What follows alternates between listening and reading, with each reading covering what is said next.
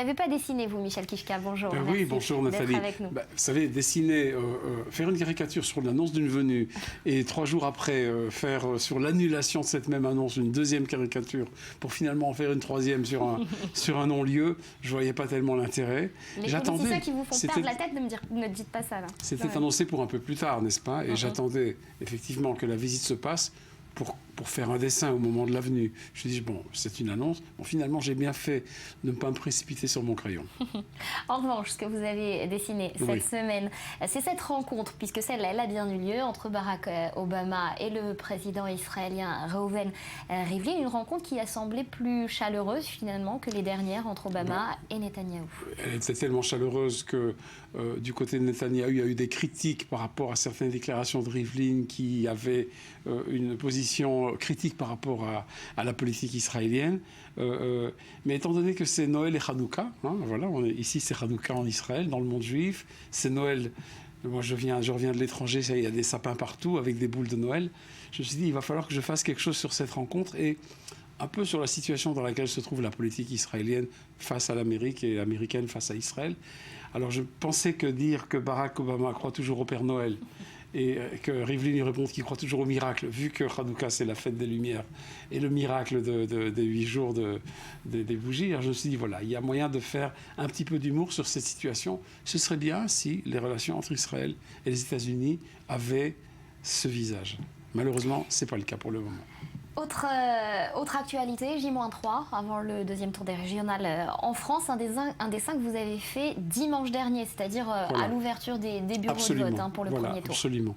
Bon, vous savez, je pense que c'était clair pour tout le monde et personne n'était dupe que la réalité et des attentats et de la question des migrants en Europe allait faire monter le FN dans les régionales.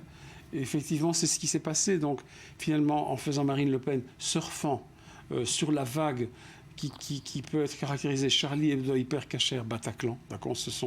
Disons que ce sont plutôt des choses emblématiques de ce qui s'est passé au niveau terreur en France, etc. Et le etc., c'est aussi la question des migrants. C'était clair que ça allait monter. Ça, c'est le dessin que j'ai fait quand les urnes se sont ouvertes. Et finalement, le jour, et puis ça, finalement, au moment du scrutin, encore, voilà, parce qu'ils ont beau, voilà, absolument. Ce populisme en hérédité, finalement. Ils ont beau se disputer au sein de la famille, etc., finalement, Marine Le Pen est en mesure de dire merci papa, parce que finalement c'est sur les idées de son père qu'elle est montée là où elle est. Lui dire merci les migrants, il peut dire n'importe quoi, de toute façon on n'écoute plus.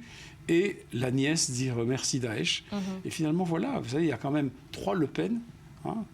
Ce sont 3 générations différentes qui se trouvent maintenant dans une position très forte en France.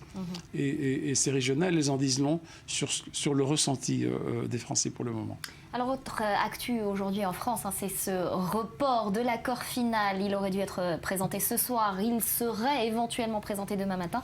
L'accord final de la COP21. Vous savez, ce qu'on ne sait pas toujours, ce que le public ne sait pas toujours, c'est que quand il y a une grande conférence comme ça, on travaille déjà, avant qu'elle ne commence, sur la résolution finale. Alors c'est vrai, on ne parvient pas à s'entendre. On ne parvient pas à s'entendre. Et puis, on est en mesure vraiment de se demander, est-ce que ça va être juste déclaratif ou est-ce que ça va avoir une vraie application dans la réalité?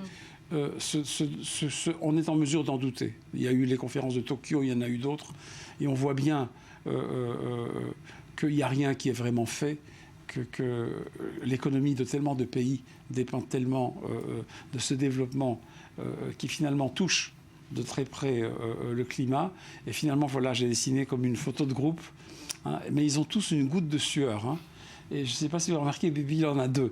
Bibi Netanyahou, il a 2 gouttes de sueur et aussi Assad.